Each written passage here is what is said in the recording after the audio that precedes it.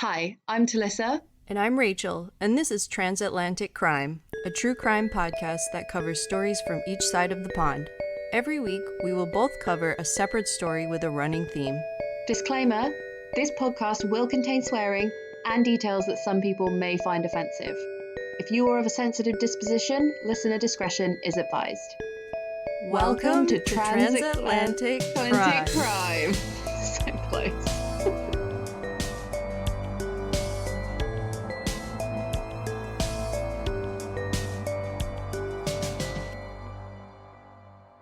Yay. Yeah. Yeah, God, I'm so fucking busy. We made it. Yeah, like today I slept in really late because we went to a party last night and it was like a 40th birthday party. And you had to dress up as something beginning with F. But like Carly dressed up as a fortune teller, so she was like in a box, like with curtains. Oh my gosh. It was so involved. Like on Big, Is that from I don't know what that reference is. the movie Big, Yeah. when he goes to see a fortune teller and Yeah. he puts the coin in. Yeah, exactly. She Okay. looked like that. Oh, I love it. You have to I'll put it repost up. that. I'll put it up on our thing. Yeah. It's so fucking impressive, and like she definitely won costume of the night. But basically, I was gonna try and Nice. skip out on that party just out of like pure tiredness, but she needed a handler because she was like so like she couldn't like see around. She had no Oh, peripheral no. vision, so she was like fucking bumping into everything. Like couldn't reach out and get a drink because she was trapped in a box. So it was just like I just had to go to help her. It was really fun, but like I'm so tired today, and then tomorrow's my brother's wedding. Oh, wow. So yeah, I'm just fucking knackered. And you're in it, right? Yeah, and so I had to get home, and like I was writing my story and my mum was dyeing my hair as I was writing the story. And then I had a towel on my head and she went, "Do you want me to like dry your hair while you're doing that?" And I was like, "Go for it." Moms. Such a good Your mom's great. Yeah, she's such a good mum. She's like, "Can't be recording with wet hair." And then like I wouldn't have cared. I wouldn't have cared either, but yeah, I think she just doesn't want me to get dye on her pillows. But then I also like put my hand in my bag to get my glasses. I was like, ew. And it's basically like Carly had got drunk and got a bit of birthday cake from this party and put it in my bag. And I went to record and get my glasses out and they were just fucking covered in birthday cake. And I was like, why, That's God? amazing. Why? Why do you do these things to me? So I was just Not like, God, Carly. I was like, hurry up! So I just had to like wash them under the tap with soap. oh no. Yeah, anyway, how are you doing? I'm doing fine. I've had a very uneventful weekend because I know the next 6 weekends are going to be busy. So COVID is like over. I'm taking it when I essentially. can. Like yeah, everyone's just fucking out and about, inviting me to shit, and like I'm not used to spending time with people anymore. I'm so I know. tired from talking. It's also like it's almost mid-October. I still think it's August. No, It's not. year is It's almost going over. too fast. I know. Yeah. What? Anyway, we got a lovely bit of listener mail this week. Oh. Yeah, so okay. I want to read that out for you. Yes, please. Let me find out the lady's name first of all. We actually got a few messages this week. Yeah, we did. Did you get a few? Yeah, I sent it to you from one of our listeners who reached out to my husband. Hi, Billy. Thanks for listening. Good old Billy. Yeah, it's really nice to get messages, and if you haven't already, then review us on iTunes because that helps us a lot. Definitely, yeah. And we read them all. We read them. Yeah. So that's like another message. Mate, I love too. reading them. Whenever I'm down, I'm like, Yeah. probably gonna read through that again. So this lady is called, I don't know how you say her name. I think it's Carlyne. Carlyne. So yeah, she said, morning, lovely ladies. Firstly, I just wanted to say I love your podcast. I found out about your podcast through True Crime Magazine. Yes! Aw, yay. It worked. And the system works. And binged all of your episodes in one go. Now I can't wait for Mondays for a new episode to be out, which is so nice. Oh, that's lovely. Yeah. And also, if you read True Crime Magazine, know that that's not my name. That's not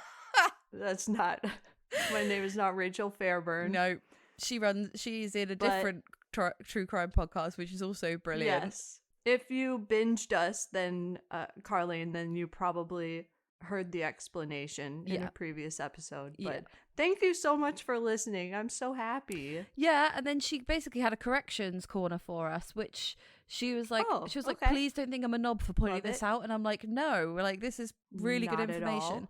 So, you know, last week Yes. we spoke about Wayne Couzens and Sarah Everard, and I was saying Yes. it was weird how quick it was that it went, because she was murdered in March and he was convicted like 7 months later. And she basically said, Yeah.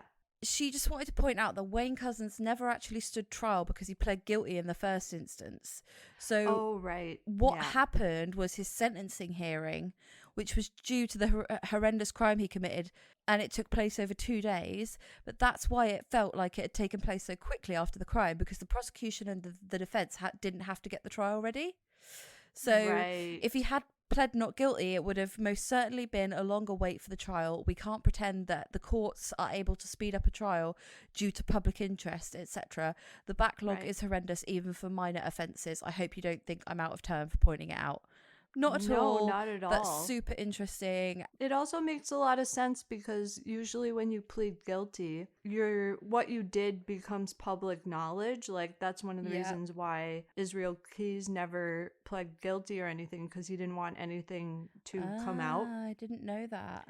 Yeah, that's also like it makes a lot of sense that the media got all the information of what exactly he did, because that's what happens when you plead guilty. It's all put out there. Right. There we go. So yeah, thank you. Anyone else Yeah. have correction corners, then feel free to send it in. We also got a message from a lovely lady that listens called Jamie, who I believe is a Patreon. And she was just saying, Hi, Jamie. hey, I'm out with my friends getting fucked up, and I just wanted to say hi because I know you like drunk messages. Hi. We do like Love drunk it. messages. Sent me a photo of her and her mates on a night out. I was like, yes, please. So that also happened. Aw. Amazing. It's really Love great. it, love I'll it. forward it to you. I've just been so fucking busy this week, but yeah, I'll forward it to you so you can enjoy it as well. And that reminds me, like, I think that we should send all of our listeners a drunk message when we're here together. Yes.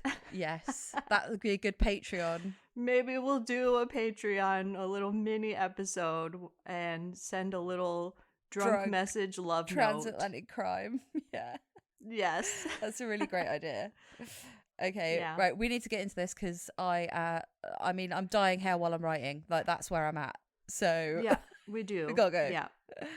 So the theme this week is fake cops. yes. And my story is not very long, but there's a lot. There's a lot that happens in a very Okay. short space of time. So I'm Okay. just going to get straight into it. Do it. On July 28th, 2012, 47-year-old Raymond Roth was at the beach with his 22-year-old son, Jonathan. The two were Okay. from Massapequa and had driven the 15 minutes to Jones Beach Island, which is off the southern coast of Long Island in New York. So this whole okay. time I was writing this story, I was imagining everyone with a Long Island accent, which Long is Island. Sopranos, basically. Yeah. So after some time, Jonathan, who was allegedly sitting on the sand reading text messages, noticed that his father had not come back from the water, Oh. allegedly. At 3:30 p.m. that afternoon, he frantically called 911, alerting authorities that his father had not returned from his swim. So he calls 911, maybe his dad drowned. An extensive search followed on both land and sea. The beach was cleared and they sent out several boats, the beach patrol, and a helicopter. Wow, like no expense spared. Yeah, straight away. I mean, this is also the beach. If you know where Long Island is in New York, it's like right on the coast. Mhm. So, yeah, I mean, the Coast Guard, that's a big deal. That's a lot of Yeah. money. Yeah. It also involved not just the park police, but the Coast Guard, the Nassau County Police, and nearby firefighters, as well as search volunteers. So a lot of people. Mm. Raymond's wife, Ivana, arrived at the beach and she was distraught. She told police that Raymond told her that he was going to his mother's house that day. And I got a quote because I only read it in a Long Island accent, and it was, on the day he went to the beach, he told me he was going to his mother's house. He told me he was going to his mother's house. Just Yes. Lois from Family Guy is all I think of. Yeah, I was thinking Carmela from Sopranos. Oh, I know. Yeah, but then I was saying to Tom, like, Carmela from The Sopranos just reminds me of Lois from Family Guy. I can't get it out of my head. I guess they are pretty similar, yeah. Yeah. Both hardened East Coast Long Island. Yeah. He told me he was going to his mother's house. Not after to the beach with his interviewing- son. No, that's what he told her. Yeah. So already, like, and we're going to talk more about it, but things are a little sketchy. Yeah. So after interviewing her and Jonathan, who was Elena's stepson, it wasn't her son. Yeah. Just a side note there. Mm-hmm. Police found that Raymond was a devoted swimmer who went to the beach almost every day in the summer. So that's one thing. It's like, if this guy's an avid swimmer, how could he drown so quickly? And you know the beach pretty well. You know if there's like going to be tides. You know if there's like a bit of rock you shouldn't jump near because you'll smack your face in. Like, exactly.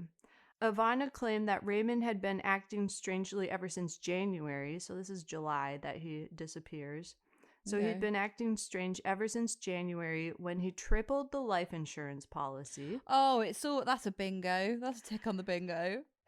Yeah. He had also only just revised his will a few days before disappearing, and he had also recently lost his job as a computer manager after threatening to shoot 2 of his superiors. Oh dear, that's a bit much. Also in the week prior to his disappearance, he put his Massapequa house up for sale. So just getting ready for to something. check out. Yep. Yeah. Yeah. The coastal search went on for several days. They were searching hard. I mean, dude, after all of that, I'd go, look, there's no need to get the boat out. He's clearly ran off mental. Like, don't even waste the fucking fuel. But you could also see it as like a suicide thing. Like, he put his house up for sale. He True. Upped his life insurance. Acting weird, yeah. So police also interviewed other people on the beach that day, but nobody could remember seeing Raymond on the beach. Just Jonathan, the son. Mm. So on day 4, several things happened. So they were searching for 4 days. Rachel, this story is gripping. First, I know, that's why I picked it. What is going on? It's short. It's short, but it packs a punch. Yeah. So first, Raymond's brother Robert called authorities. He told them that Raymond was not in the ocean, but he was in fact in his beach house in Orlando, Florida. Raymond had called his brother that evening from the beach house. Ivana, also, who felt like something fishy was going on, she was going through the family computer where she found emails between Jonathan and Raymond. Here's some lines from the emails. Raymond said, "I need to get to the bank for cash for the trip," he wrote in one of them. Okay. He also spoke of the house, saying, in quotes, "Do not allow that asshole to give the house away," saying, like, Elena, don't let her give the house away. That asshole.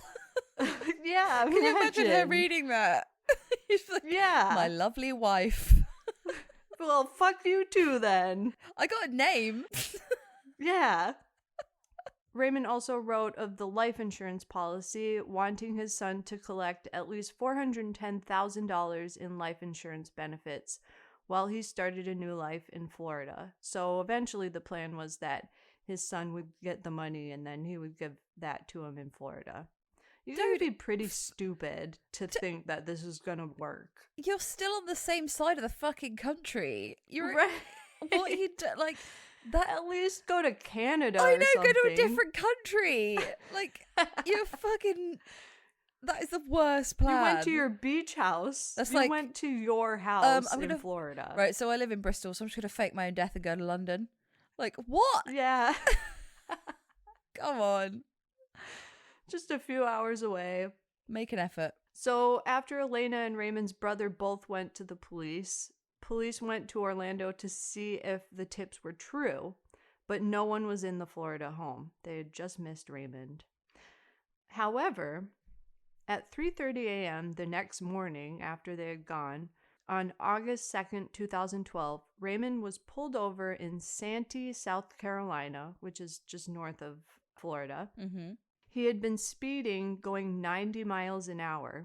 He received a ticket, Oh. and when police checked his driver's license, they found that he was marked as a missing person in New York.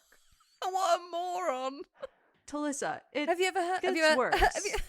Have you ever heard of the phrase We haven't- "lay low"? Oh, you will find out. This guy doesn't know the meaning of that phrase. Okay. So, authorities in New York were alerted, as well as Elena and Jonathan.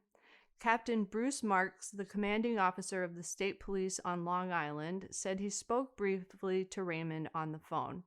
Raymond said that he was unaware that he had been thought missing and that he would come back to clear up the matter. That's what he told the cop. The cop trusted him. Oh my god. So not long after, Elena held a press conference as there were rumors that she knew that this was a plan. In the press conference, which was delayed because she and Jonathan claimed that they feared for their life after Raymond called them both and threatened them, Elena told the press that she knew nothing of what was happening, believing that her husband had drowned.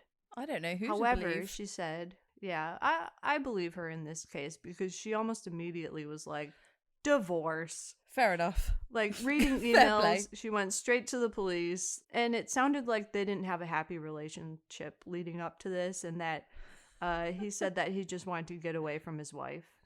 That asshole. Yeah. So, she believed that her husband had drowned. However, she said Jonathan did know, obviously from what she read in the emails. Mm-hmm. Elena said that she changed the locks on the doors and will seek orders of protection from her husband and stepson. She also said she was filing for divorce. Good. Good for her. Jonathan also said he feared for his life, apparently. And he From went who? into hiding for a little bit. From his dad. He said that, so straight after, I didn't write this in my story, but right after Raymond was given a ticket, he called Jonathan and Elena and was just acting really weird and was like, you're going to find out about your mistakes. Like, let's fight. And just saying stuff God. like that to his son. He doesn't sound like a nice guy, does he? No. He sounds like he's got a lot of issues. So Raymond never showed up to meet Captain Bruce Marks and the New York State Police. Surprise, surprise. It was Is anyone obviously a shocked? flight risk. Like, why are you letting Yeah, him go? I don't. What did he say on the phone for them to trust that he was going to turn up in New York a day later? I don't know. But instead, he was arrested on August 6, 2012, 1 week after his fake disappearance. Oh my god, it only took a week. Yeah, exactly. Worst fake death ever. What? And also, he's just like speeding around the East Coast. Like, he goes down to Florida, then he's in South Carolina, and then he's threatening Elena, telling her that he was like driving around their home in New York. So, like, Making phone calls willy-nilly. yeah, You gotta trace that shit, he's son. just right. So he was arrested, and then Jonathan, who had gone into hiding, was also arrested. Both men were charged with insurance fraud, conspiracy, and filing a false report. Yes, they were charged. They were arrested. They were charged. You've big Jonathan, time however, wasted did not. bastards. I mean, yeah, 4 days of searching for you. The Hours Coast of people's Guard, lives, and you don't know What? who spending their missed. time in a much, yeah, by doing that. like, exactly. They could have been doing much better things with their time. Jonathan Roth did not show up to his court appointment. He went on the run to Ohio, where he was captured by a bail bonds company a few days after his court appointment.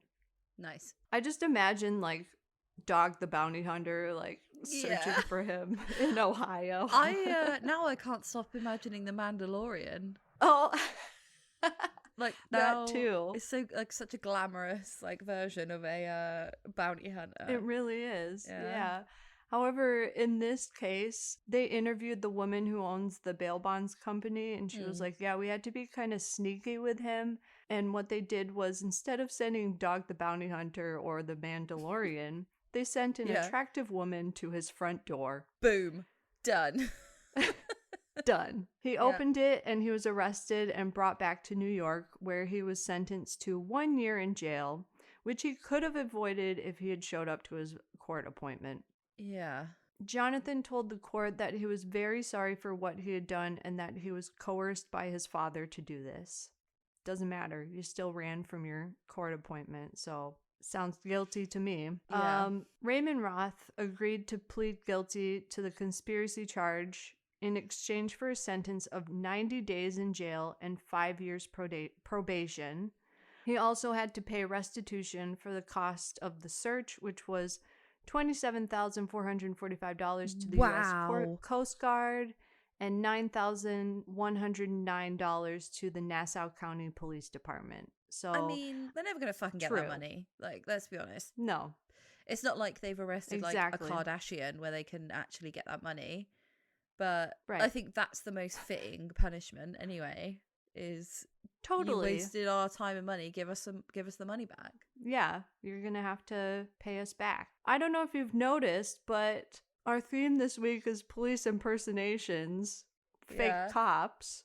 I haven't even mentioned that so far. What? Yeah, no, I was thinking that, but then I just thought I'm going to be nice and like accept whatever you say because A, we've all been in a position where we couldn't find the right story and just been like, fuck it, that'll do, and it's funny. No. Or well, B, we're here now. Okay. Go ahead. So, after Raymond was released on bail in March 2013, only a few days after, he was back on police radar. Because this time for impersonating a police officer. You stupid fuck. It's so what stupid. Do you fucking love like, jail? Dude. What's wrong with you? Just can't get enough of those sliders and the fucking jumpsuits. His favorite color is orange. He just wants that orange jumpsuit all the time. Yeah. So here's what happened. Police said the 48-year-old Long Island Beach resident had asked a 38-year-old woman to get into his van in Freeport, Long Island. He told her he was a cop, and when she ignored him, he then followed her, and she ignored him. Yeah, he was being aggressive. It wasn't just she ignored him. She like ran into a check cashing store. She was scared. Good for her. So she ran in there. He reiterated to the workers that he was a cop, and he told them to let him into their back room where she was hiding. So they were like helping her. He was yelling, "I'm a police officer," ordering her to get into the car. And then so the real police were called. What was he going to do? I don't know. That is hot. I really don't know. Those are such different crimes. I have a feeling that he's done more than this because he just didn't get caught for it yet. Yeah. He ran off and he was arrested almost immediately.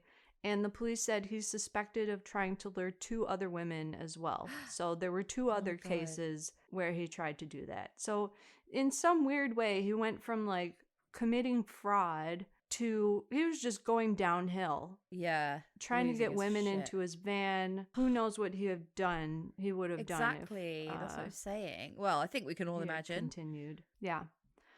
Just, I mean, dude, you were released on bail. How stupid do you have to be? Also, fucking give it a rest. For 5 minutes. Exactly. A few days. Yeah. Like, take a breather, dude. I know. This is dark, but I'm thinking like, oh, he got out of jail. He probably wanted to like be with a woman. That's exactly what I was thinking. Was really desperate. Yeah, that's exactly what I was thinking. Just, geez, like, man, calm down. I want to know what he looks like. I'm going to have to Google him. Okay, he looks like a nothing person. Just a generic, run-of-the-mill man. Big guy. I can't even tell you, like, facial features. He's just a big guy from Long Island. Okay. White, late 40s, short hair, nothing. Just like a spud. That's it. Potato guy. Yeah. Yes. Okay. So Raymond was arrested on charges of criminal impersonation, attempted kidnapping, and attempted burglary. His own attorney didn't believe that he could have done this. However, there was actual security camera footage from the shop showing the whole incident. His lawyer said, "I didn't believe it at first. I talked to my client and he denied it. The attorney called him mentally unstable and asked for leeway in his sentence." Raymond was also enrolled in culinary school at that time. For his previous fraud and everything, he had managed to delay his jail time from the fraud charges until he finished coursework and an internship for culinary school. Now, following the impersonation, the delay was taken off the table. You can't just go, the thing is, I've really got something to polish off. Like, what? I didn't even know that was an option. I think it was him showing I'm trying to get my life back in order. Please allow me to do this, which I think does happen a lot if you, he didn't hurt anyone. So for his fraud it's very charges fair. And faking death, yeah. I didn't see it coming. I didn't think it was possible. Yeah. I mean, it is really fair, but it's weird that you're Well, allowed to say you've got a he's- reason you don't want to do it yet. Right. But he ruined it for himself now that he's moved into attempted kidnapping. Yeah, that's not cool. That's not cool, bro. No.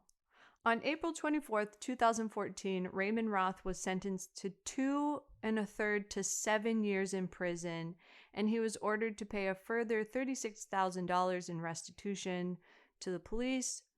Roth told the judge that he was sorry for what he did and said his actions were due to a mixture of bipolar medication and alcohol. He said, "Never in my life did I think I would be here. I have a lot of fences to mend. My son is disgusted with me." And the judge said, "With today's sentence, Mr. Roth will finally be held accountable for his utter disregard for the law and public safety."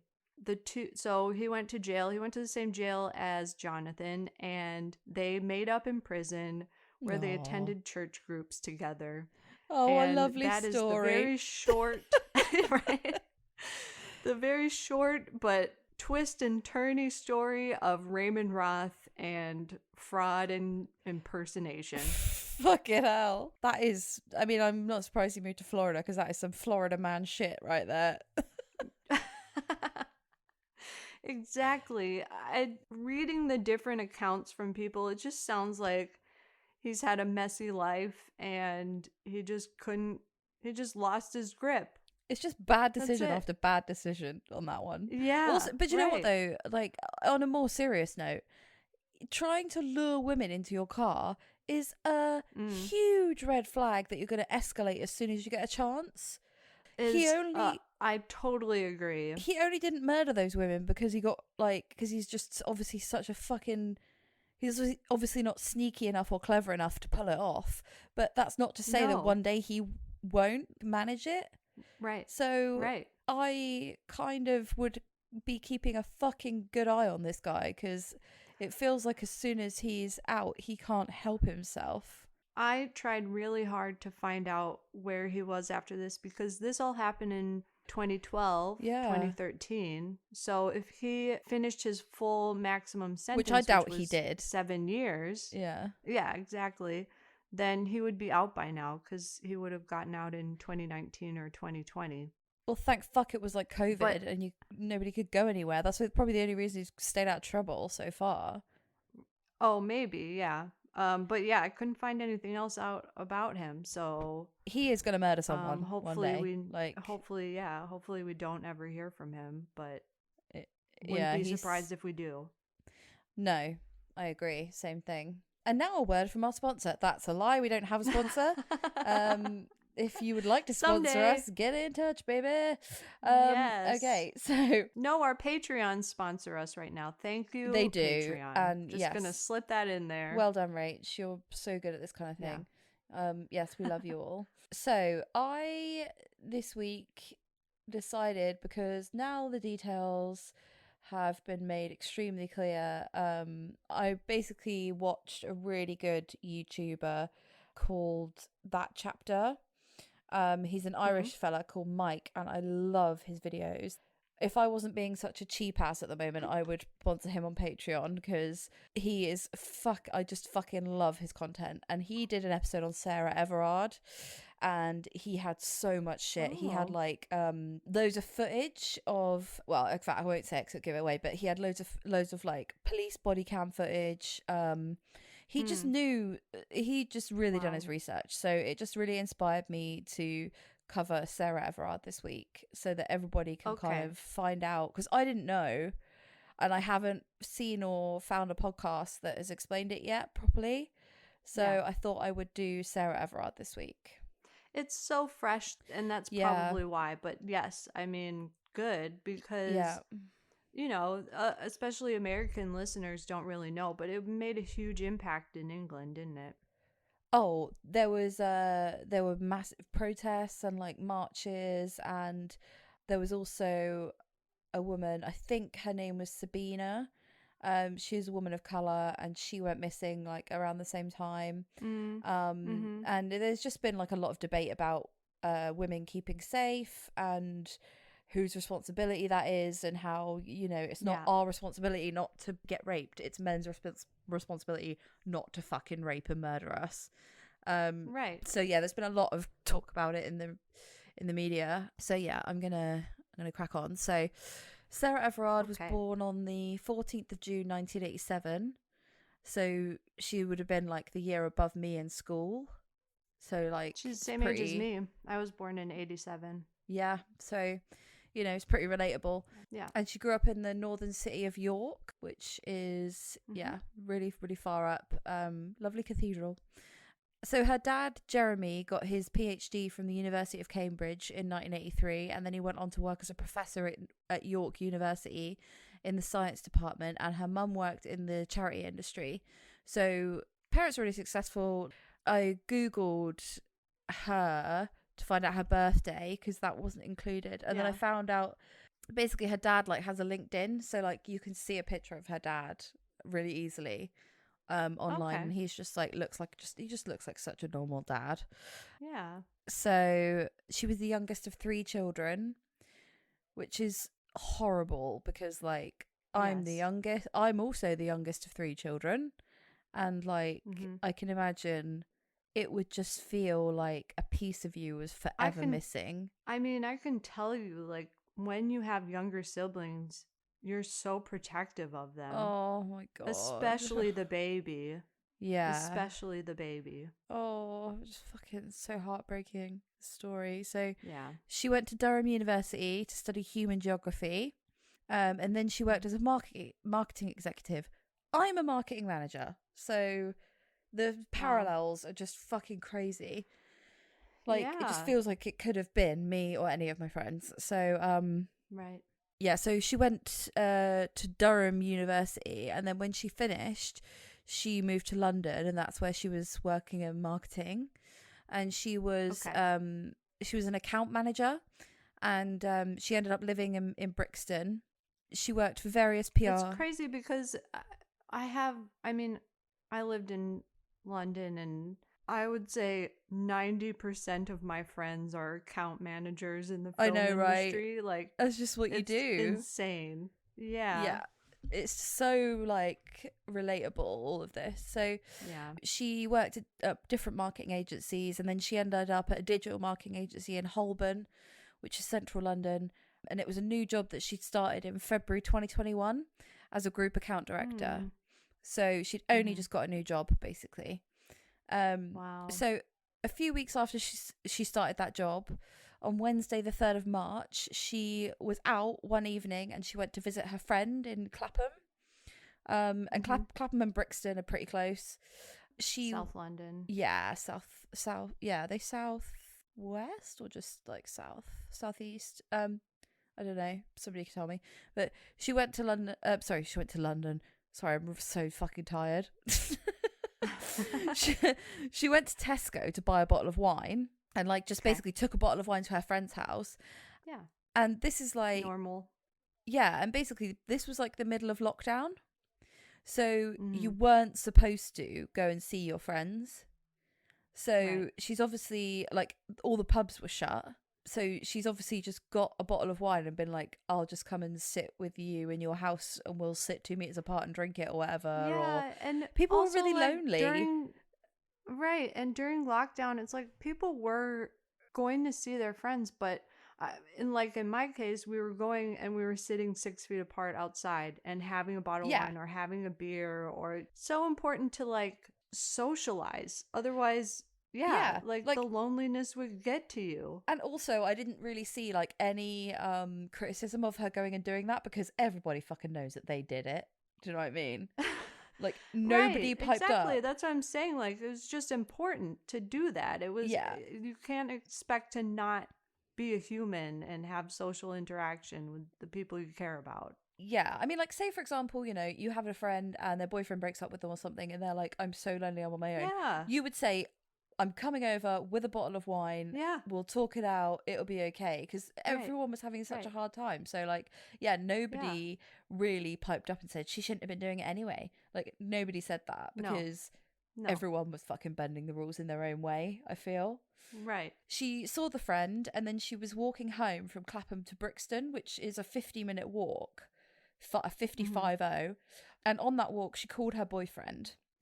So he was the last person that she spoke to. And then the next day, she didn't turn up for work, and she didn't text her boyfriend all day. And he was just like, oh, it's okay, she's just busy. But then at 8:10 that night, she's clearly finished work, and no one can get hold of her. So no one's heard from her. No, she hasn't texted anybody all day. So they start to panic, and she's reported missing on March the 4th. So the Metropolitan Police raised the alarm, saying it was totally out of character for her not to be in contact with friends and family. So they start to share posters appealing for anyone with information to come forward.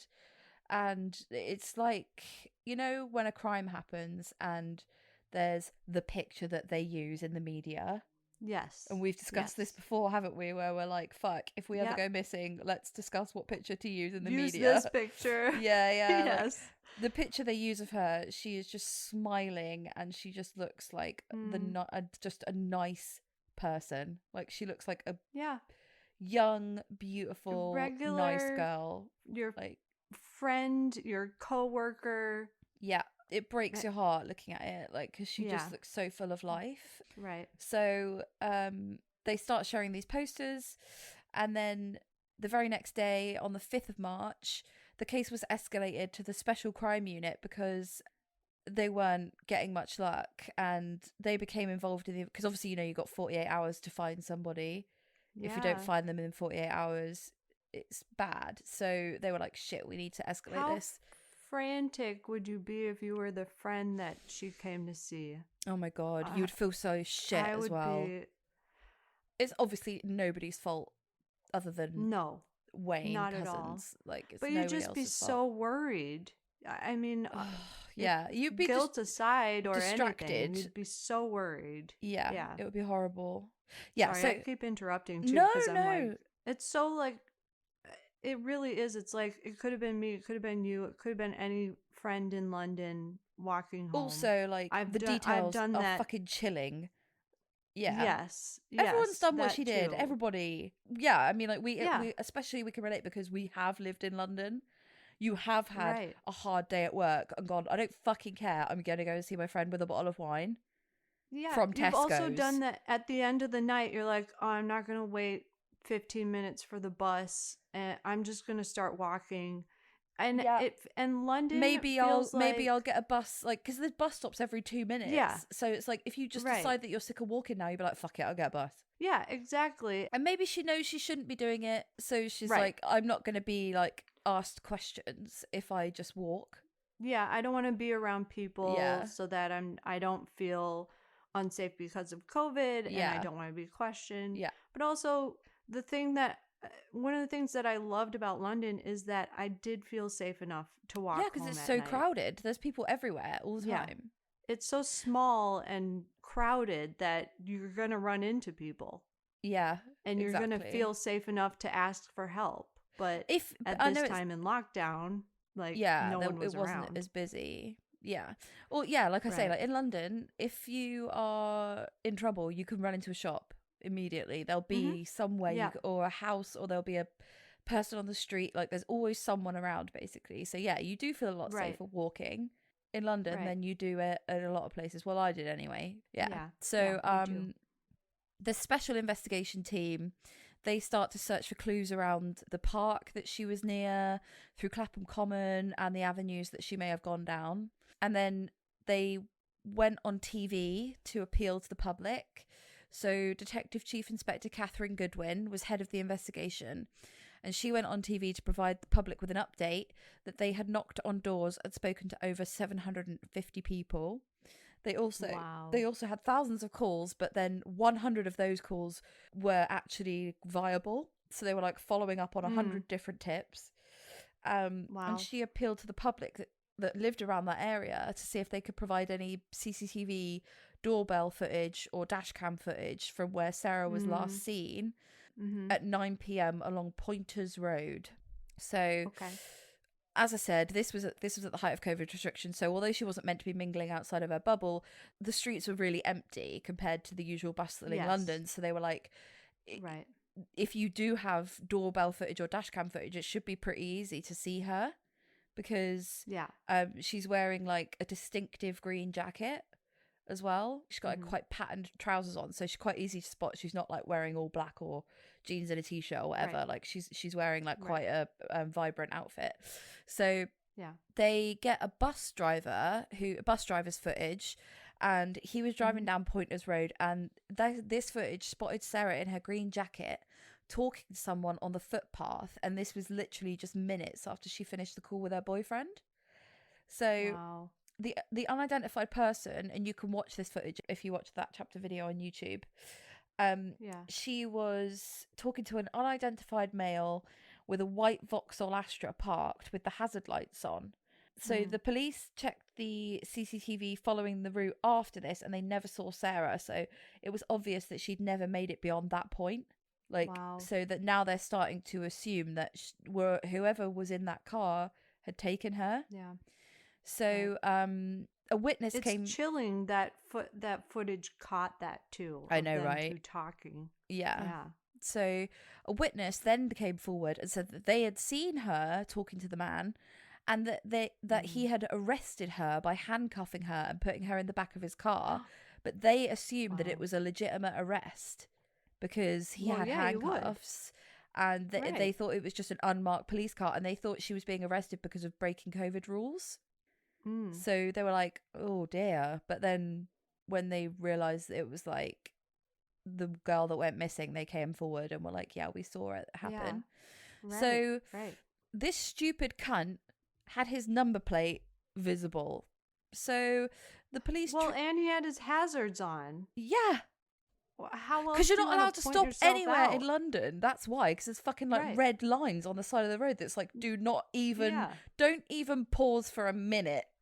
Don't fucking park here. And that's why he had to have his hazards on, because otherwise people would be like, move.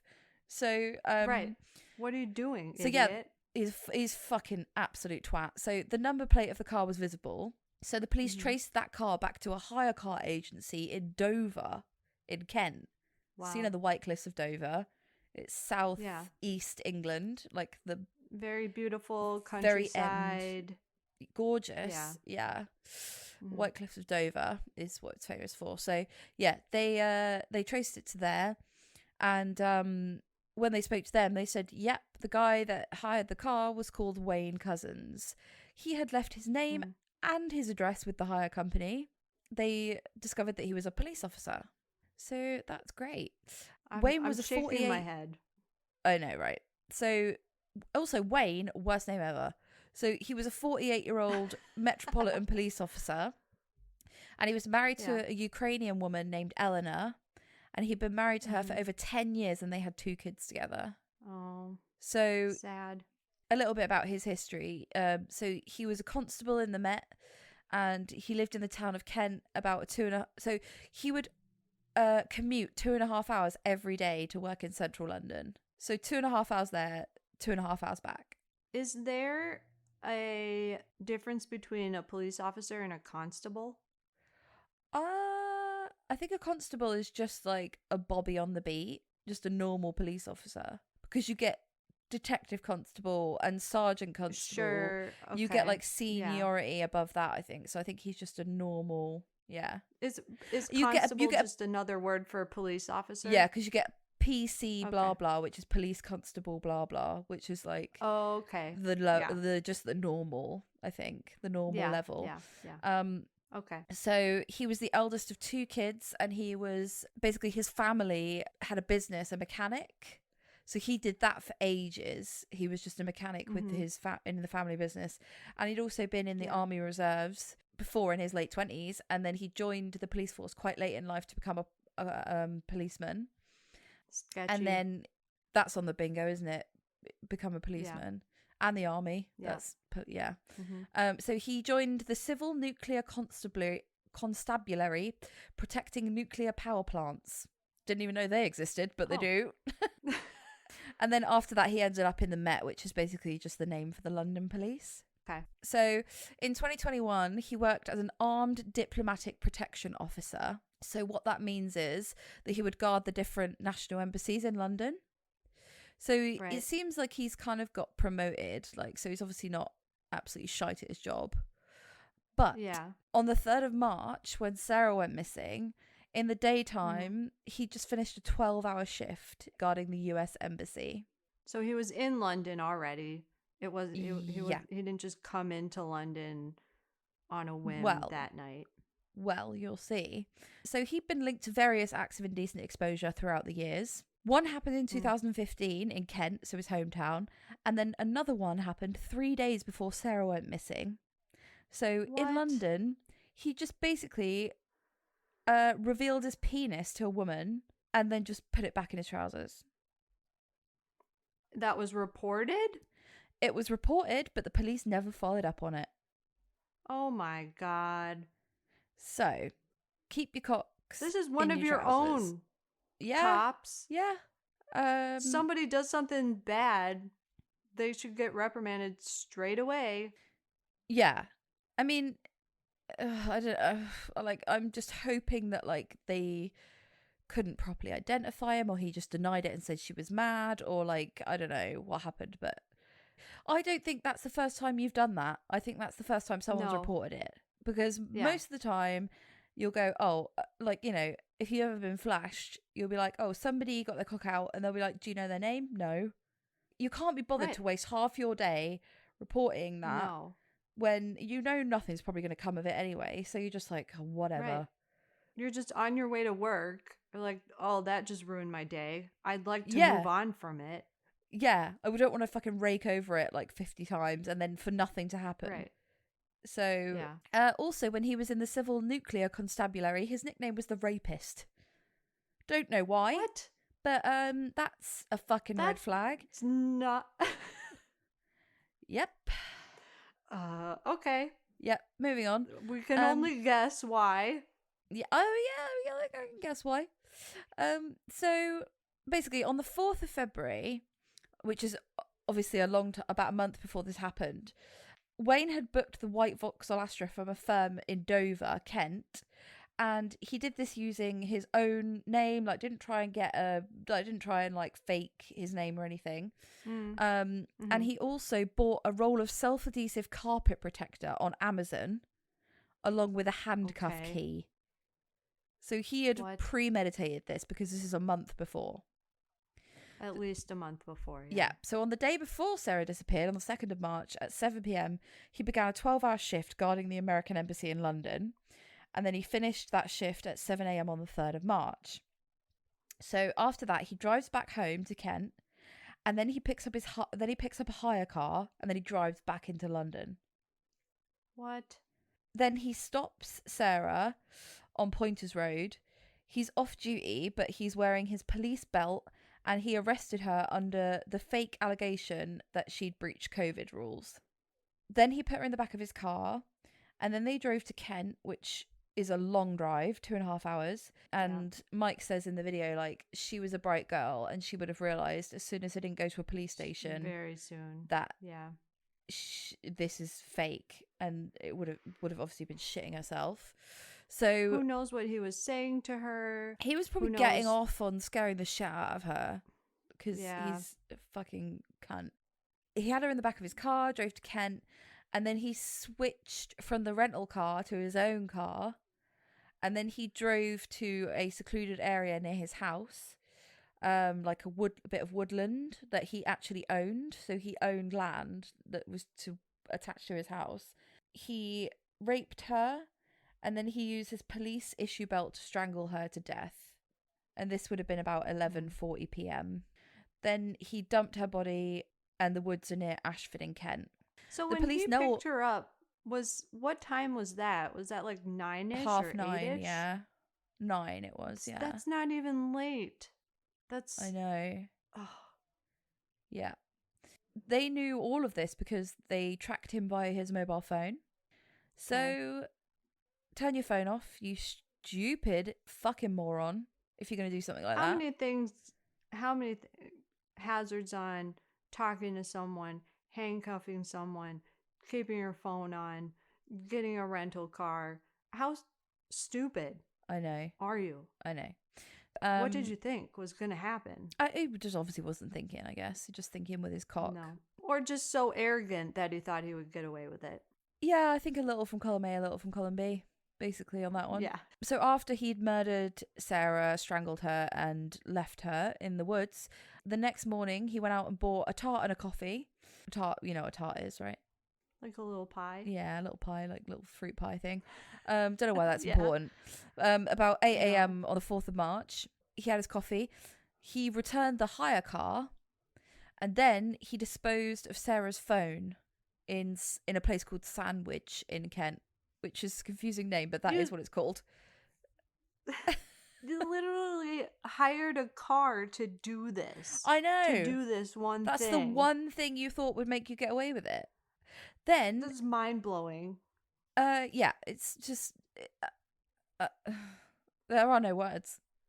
Like, there are no words for the stupidity of this. So on the 5th of March, which was the Friday, so on the Wednesday she went missing, and then on the Friday he filled up a petrol can at a petrol station, and then he went and they've got footage of him filling up a petrol can at the station. They've got footage of all of it. They've got footage of him buying coffee. They've got footage of him returning the car. They've got footage of him putting petrol in a can. Yeah. Everything is just completely documented. Then they've then got a recording of him calling his vet because he says his dog might have separation anxiety. So they're going to bring the dog in.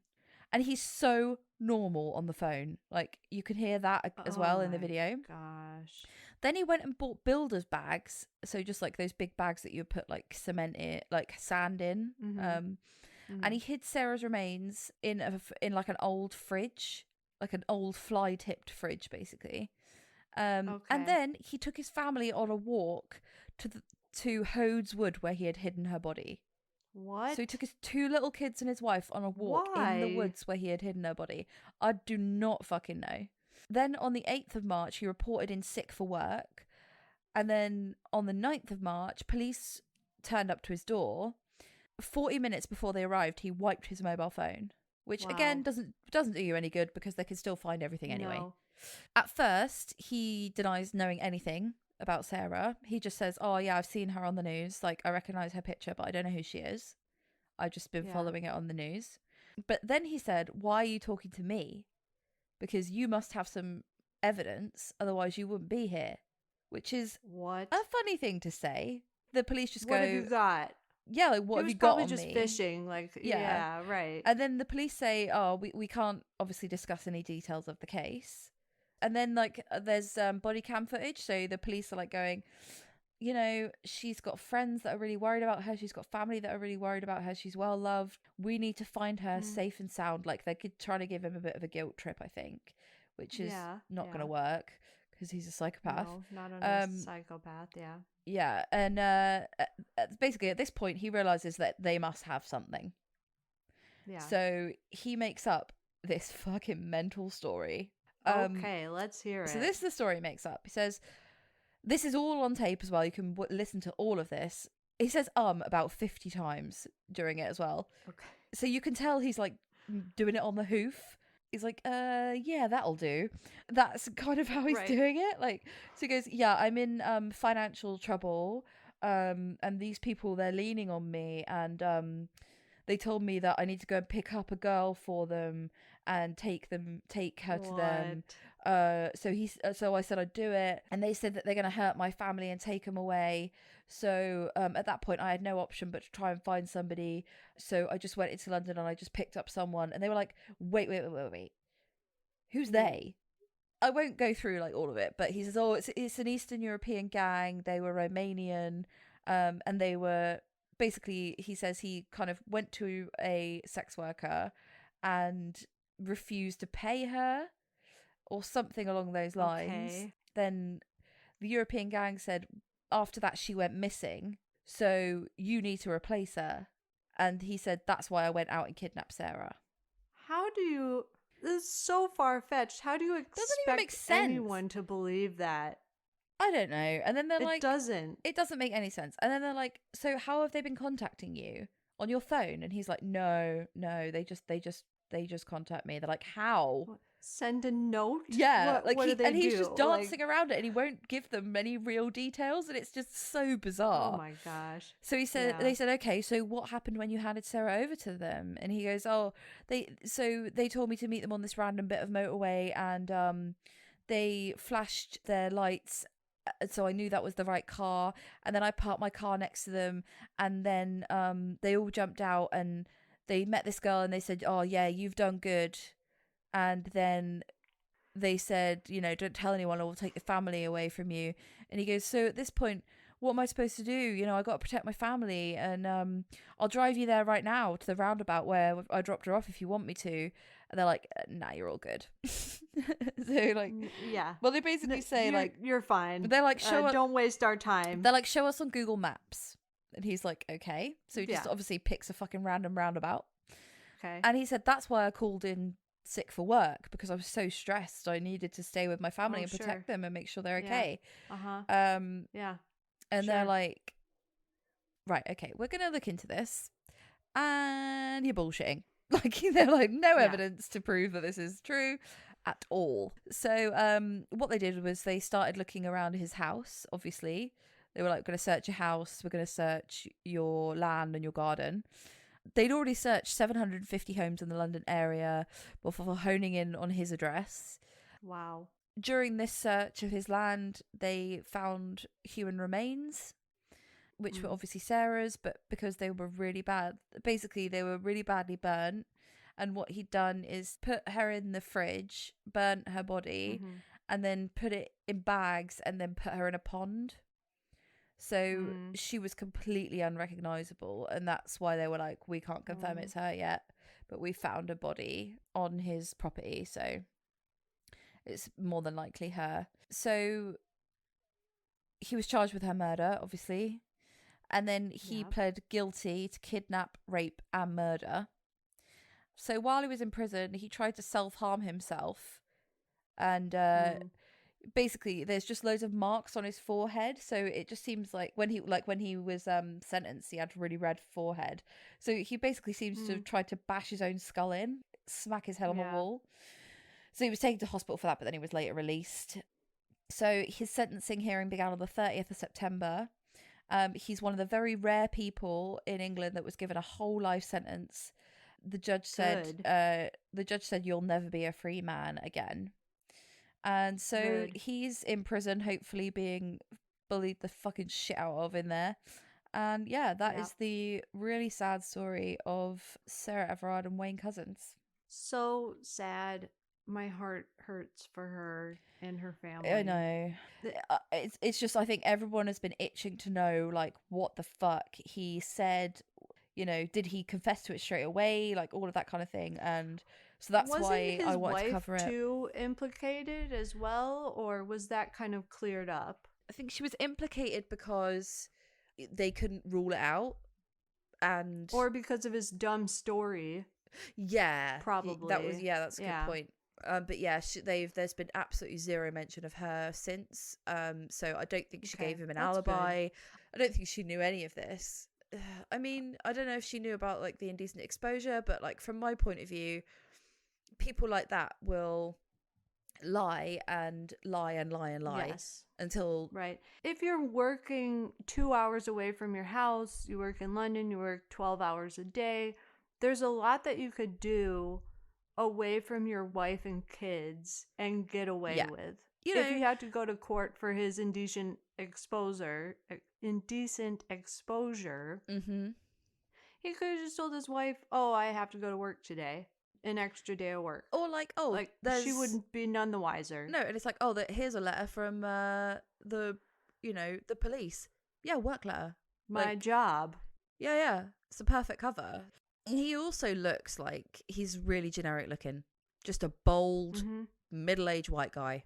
Yeah, he could say it was a case of mistaken identity, like all of these things. Right. But yeah, like you say, I think he's a bit bigger, isn't he? He's like a big guy, right? Yeah, he looks quite sturdy. But I think like the weirdest thing about this for me is how much effort he put into some things and how little effort he put into others.